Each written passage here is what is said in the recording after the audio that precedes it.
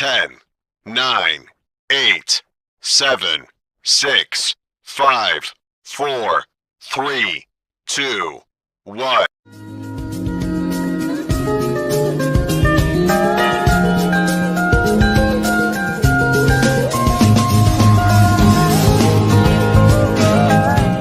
Halo teman-teman semuanya, selamat datang di videoku.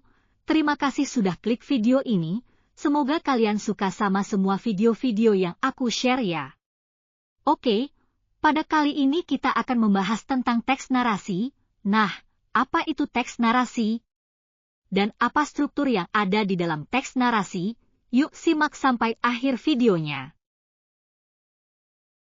Teks narasi adalah karangan cerita yang mengisahkan cerita non-fiksi atau fiksi berdasarkan urutan waktu atau bersifat kronologis.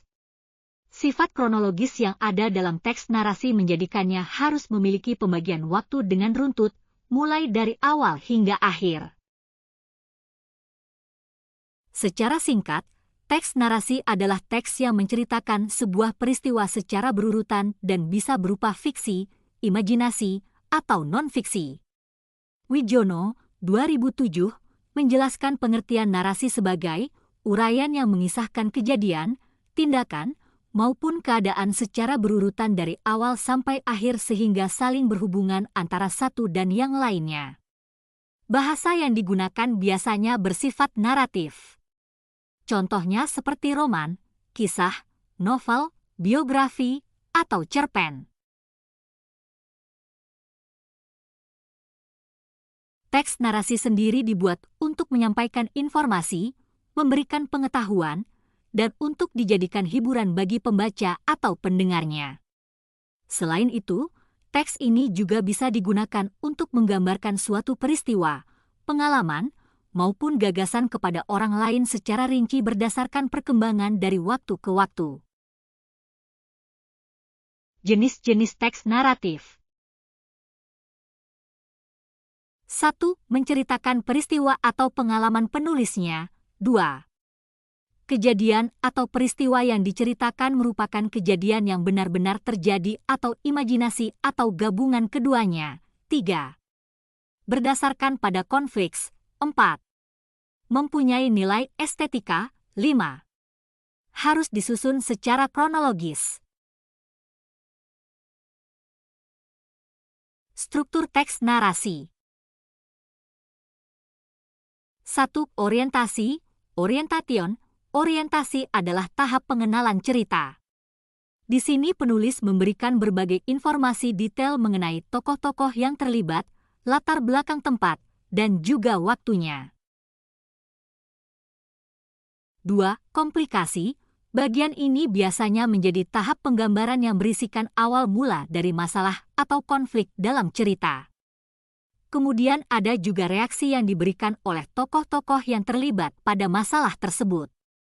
Dan terakhir klimaks atau puncak masalahnya, ini adalah bagian yang paling seru dari teks naratif.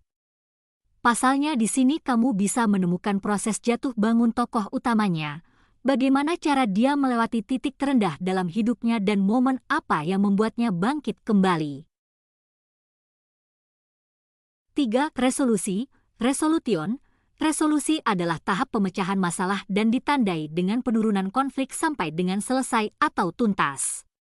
Seringkali, banyak orang yang membaca teks narasi mengharapkan akhir atau penyelesaian yang bahagia.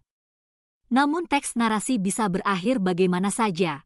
Beberapa ada yang membuat pembacanya merasa sedih, beberapa yang lain bahkan memiliki akhir yang tragis. 4. Coda, reorientation. Ini adalah tahap pemuatan pesan moral atau amanat dari kisah yang diceritakan.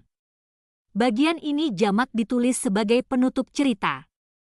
Dan yang paling penting, coda dalam teks narasi itu opsional alias tidak wajib ada. Karakter struktur teks narasi. 1. Karakteristik bagian orientasi. Orientasi adalah tahap paling awal di dalam sebuah teks narasi. Biasanya bagian ini ditandai dengan kalimat pada suatu hari, pada zaman dulu, dan sebagainya lalu diikuti dengan deskripsi tokoh serta tempat, settingnya, Selain itu, bagian orientasi juga kadang-kadang diawali oleh masalah yang sedang dialami tokoh utamanya. Jenis ini lebih umum digunakan untuk teks narasi yang menceritakan kisah nyata. 3. Karakteristik bagian resolusi.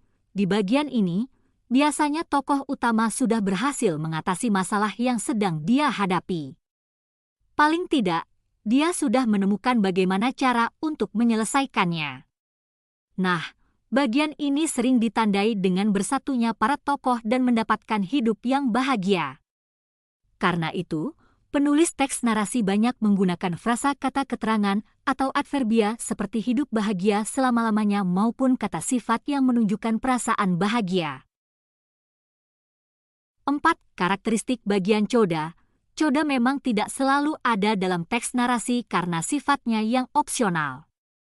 Namun jika kamu ingin membuat cerita yang menginspirasi atau memuat pesan moral di dalamnya, sebaiknya gunakan coda, sebab bagian ini biasanya berisi pesan moral yang menggunakan kata-kata dengan makna mendalam. Unsur-unsur teks narasi. 1. Tema atau gagasan pokok dari cerita yang akan kamu kisahkan. 2.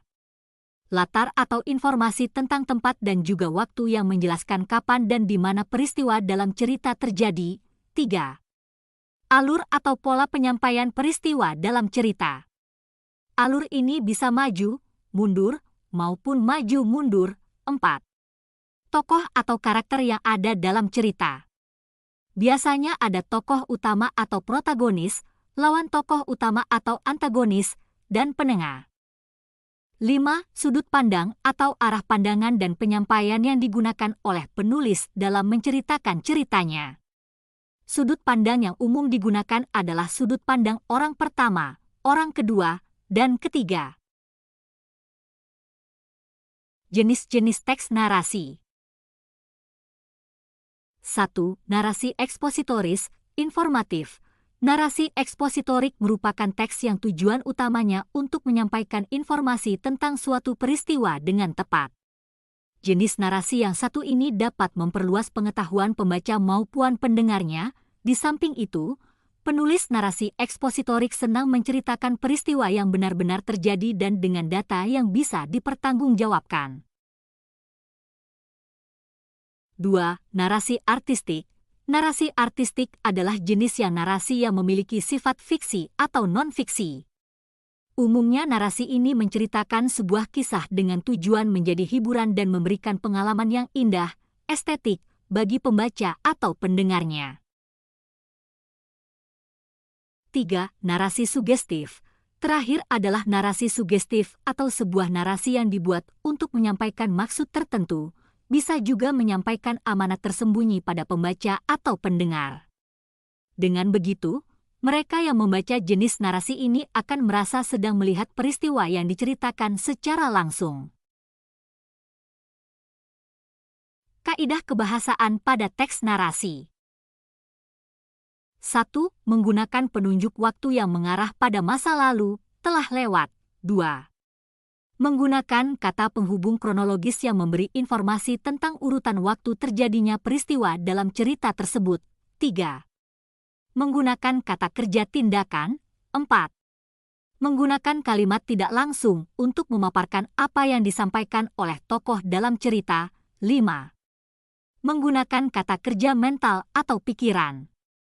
Maksudnya, kata kerja tersebut dapat menunjukkan pikiran dan perasaan setiap tokoh dalam cerita.